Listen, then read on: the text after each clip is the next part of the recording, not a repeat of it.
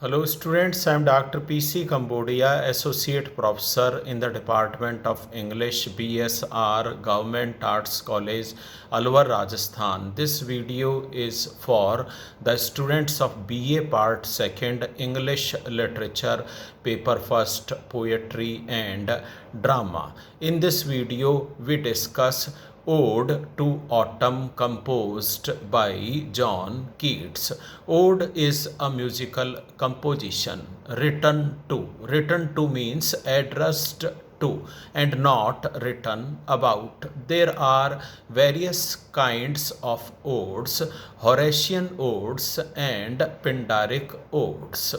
Ode provides music when it is sung, and this ode is addressed to autumn season.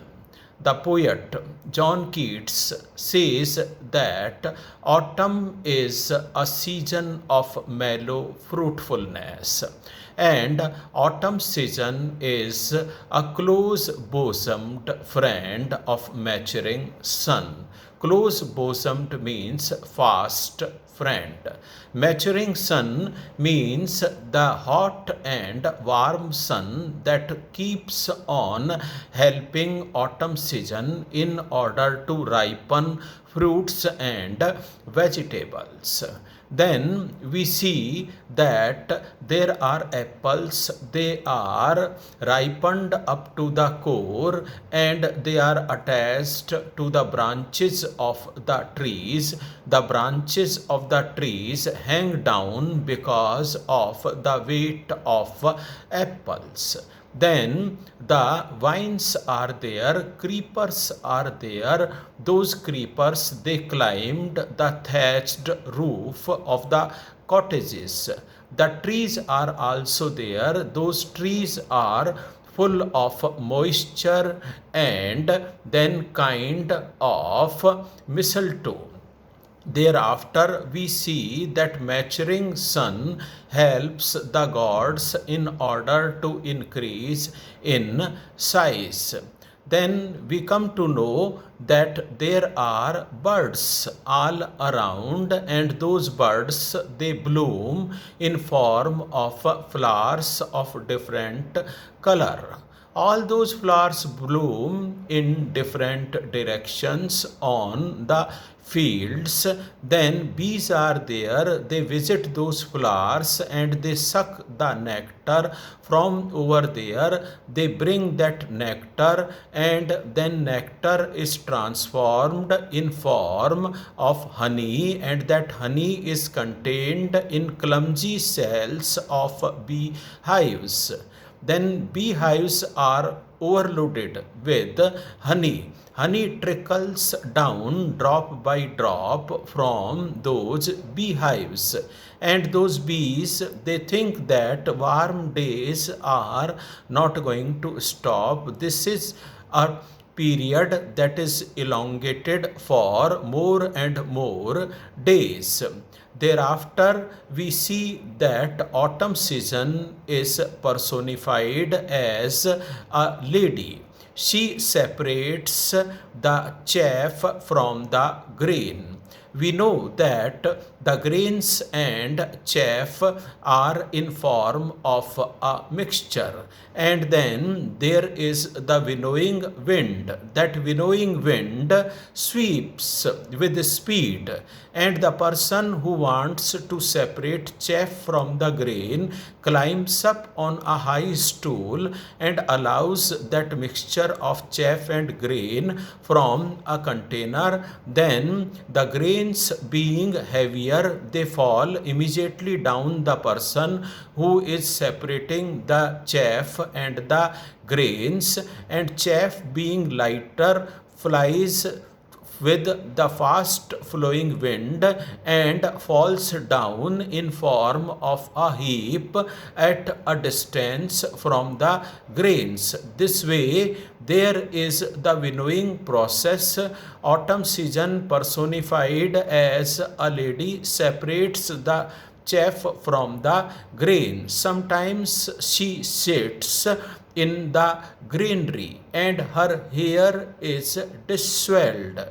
disturbed because of the fast flowing of the wind. Sometimes she is in the field and the fumes of poppies causes sleep, and then she sleeps.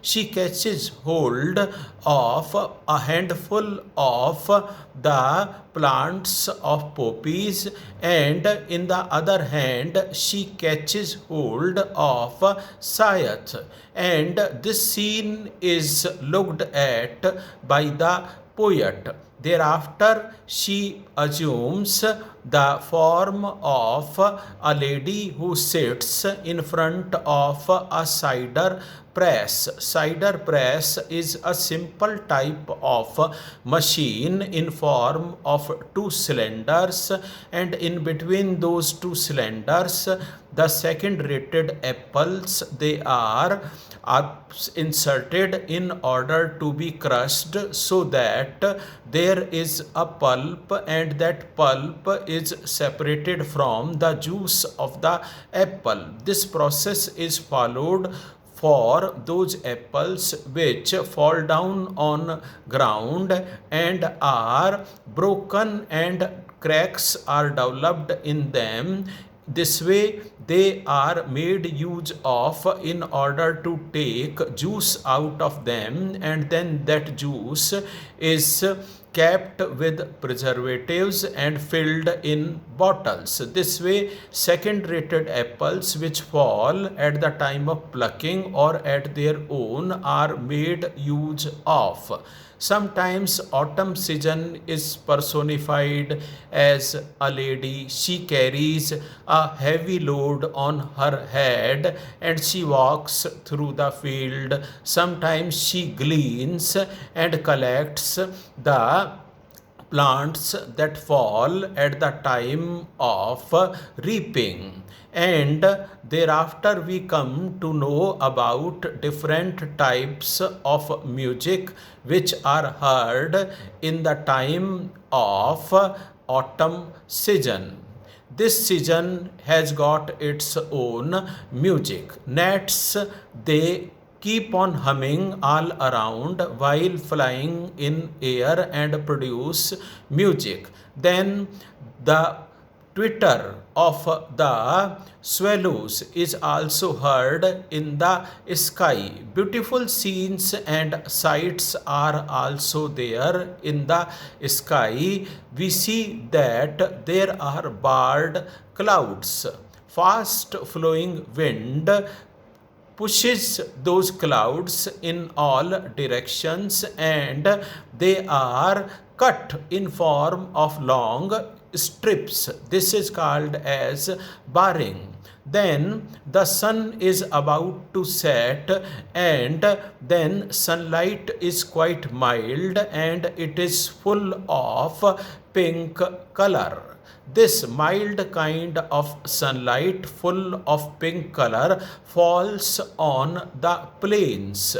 The crop has already been cut, only the stumps are there. All that rosy color spreads all around in the field.